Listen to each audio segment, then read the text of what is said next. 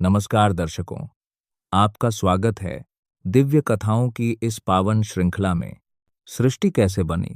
क्या यह किसी महाविस्फोट का परिणाम है या फिर किसी दिव्य चेतना की रचना?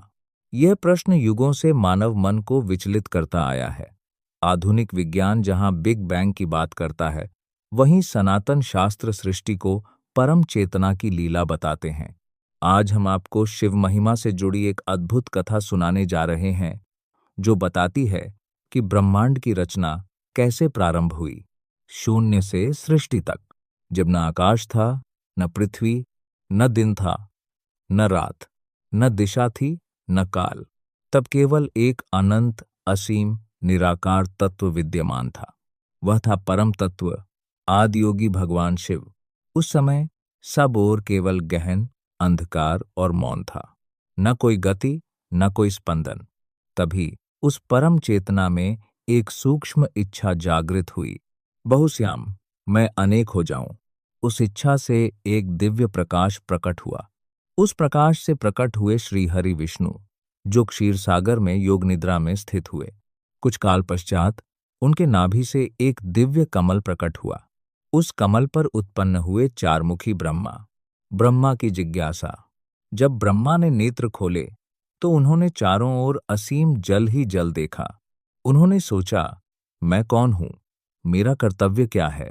तभी आकाशवाणी हुई, तप करो। ब्रह्मा ने हजारों वर्षों तक तप किया। तपस्या से प्रसन्न होकर स्वयं महादेव प्रकट हुए। नीलवर्ण, जटाधारी, गले में सर्प, त्रिनेत्रधारी। वह दिव्य स्वरूप देखकर ब्रह्मा ने दंडवत प्रणाम किया। भगवान शिव बोले, हे ब्रह्मा, तुम्हें सृष्टि रचना का दायित्व सौंपता हूं। 24 तत्वों की रचना।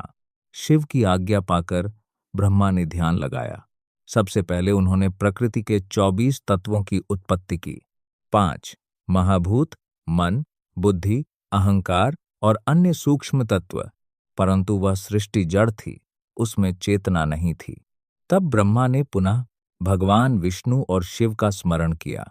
तभी एक विराट पुरुष का प्राकट्य हुआ।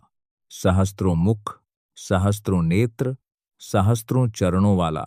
वह विराट चेतना जब उस ब्रह्मांडीय अंड में प्रविष्ट हुई, तभी सृष्टि में प्राण का संचार हुआ। 3 लोक और 3 गुण। इसके बाद सृष्टि में 3 गुण प्रकट हुए, सत्व, रज और तम। सत्व से देवताओं की उत्पत्ति हुई, रज से मनुष्यों की और तम से अन्य योनियों की।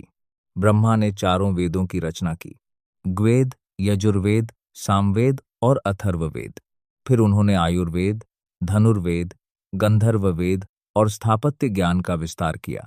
मनु और शतरूपा।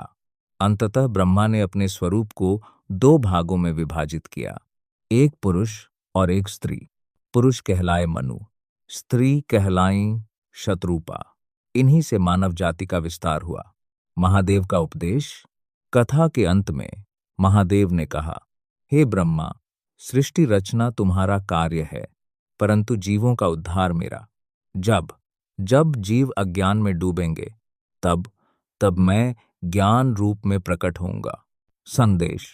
इस कथा का सार यही है, सृष्टि केवल पदार्थ से नहीं, बल्कि चेतना से बनी है। हम सभी उसी दिव्य चेतना का अंश हैं। अगर आपको यह कथा पसंद आई हो, तो इसे अपने प्रियजनों के साथ अवश्य साझा करें। हर हर महादेव।